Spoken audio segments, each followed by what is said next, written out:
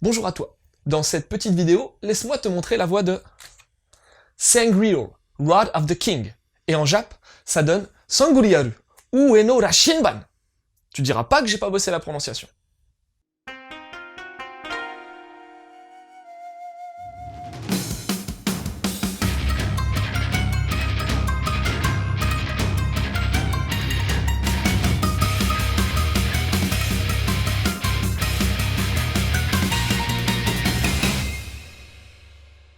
Alors, tout se passe durant le Moyen-Âge, dans le royaume d'Araba. Cherche pas sur une carte, tu trouveras pas. La situation au royaume est pas au top. En effet, le roi a plus que 3 mois à vivre environ et on se demande qui va prendre la relève, d'autant plus que pas mal de prétendants au titre de successeurs se font assassiner. Autant dire que la place est très convoitée. Tu vas alors suivre l'histoire d'Anne.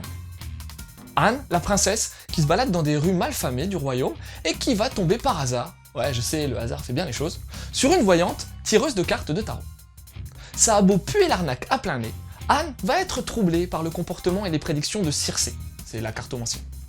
Car oui, Circé sait 2 choses sur Anne. Que sa mère est morte empoisonnée, je t'avais dit que c'était tendu l'histoire de cette famille royale, et qu'Anne se fait passer pour quelqu'un d'autre. Rapidement, Circé va devenir le sage d'Anne, c'est-à-dire sa conseillère particulière. Car Anne veut hériter de la couronne de son père. Ouais, mais ça va pas être une mince affaire, avec les 2 cousins, Felipe et Ricardo, qui sont en pôle pour accéder au titre tant convoité. En plus de ça, tu sais toujours pas c'est quoi la réelle identité d'Anne, pas vrai? Et compte pas sur moi pour lâcher le morceau.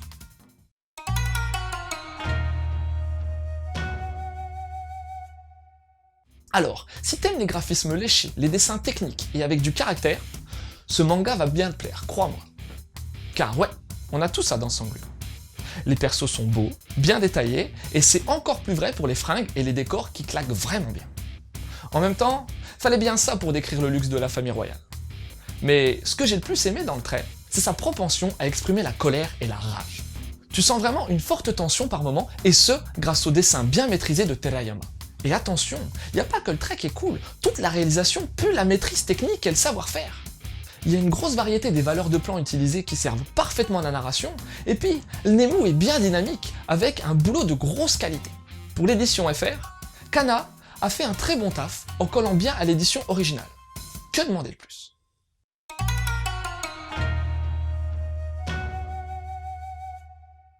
Bon, j'ai pas trouvé grand chose sur Terayama Maru, mais sache tout de même que la mangaka a remporté le prix Shinji Komiku Taisho de la Shogakukan en 2014, récompensant les jeunes talents, et que Sangreal est sa première série complète en 3 tomes.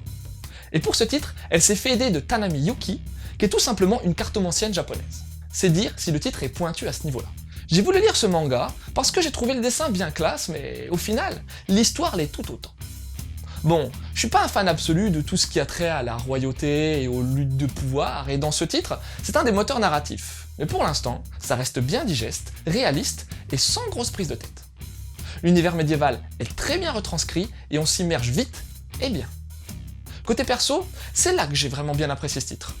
Que ce soit le roi et son côté dark, les cousins machiavéliques, les bonnes dévouées à Anne, et aussi la mystérieuse Circé, tous apportent une grosse richesse au manga et le font avancer dans la bonne direction. Bien entendu, t'as surtout Anne aussi, qui est un personnage avec une psychologie intéressante et qui donne tout son sens au titre, Sangreal. Ben ouais, Sangreal. Sangreal. C'est quoi au juste? T'as une flopée de définitions allant de sang royal, facile à comprendre, au Saint Graal, mais la plus intéressante est la définition de la mythologie celtique. En gros, Sangreal, c'est la capacité qu'a une personne à donner le meilleur de soi-même en fonction de ses prédispositions génétiques. Faire le max tout au long de son existence pour être une personne bien. Et c'est cette explication qui a retenu mon attention et qui définit le mieux Anne. Bien entendu, je t'ai pas parlé du secret d'Anne, qui est pourtant au cœur du récit. T'en fais pas, tu vas vite le découvrir, mais ça va apporter un gros plus à ce manga. Et un autre truc que j'ai bien kiffé aussi, c'est tout ce côté carte de tarot, prédiction, destin et tout le tralala. On sent le travail de supervision de la cartomancienne, et ça donne une petite touche magique à l'histoire qui est très agréable. Sangreal, Rod of the King est donc une des bonnes surprises de cette rentrée 2017, et il serait dommage de passer à côté. Pour ce qui est des titres pouvant graviter autour de Sangreal, va voir du côté de Versailles Nobara, Lady Oscar en VF, où tu verras pas mal de similitudes avec le titre de Terayama, notamment en ce qui concerne le fait de cacher sa réelle identité et tout ce qui a trait aux luttes de pouvoir. Après, si tu kiffes le tarot, t'as un des chapitres phares de JoJo's Bizarre Adventure qui en parle, il s'agit de Stardust Crusader. Bon, c'est pas traité de la même façon, mais le trip sur les cartes de tarot est dans le même style. Et puis, je me voyais mal parler de tarot et ne pas évoquer le magnifique animé Tenku no Escaflowne, un bijou en 26 épisodes de la Sunrise qui allie parfaitement tarot, monde médiéval imaginaire et lutte contre la destinée. Voilà, c'était Loud, j'espère que cette petite chronique t'aura donné envie de lire Sangreal Road of the King. Je te laisse et continue de suivre la voie du manga.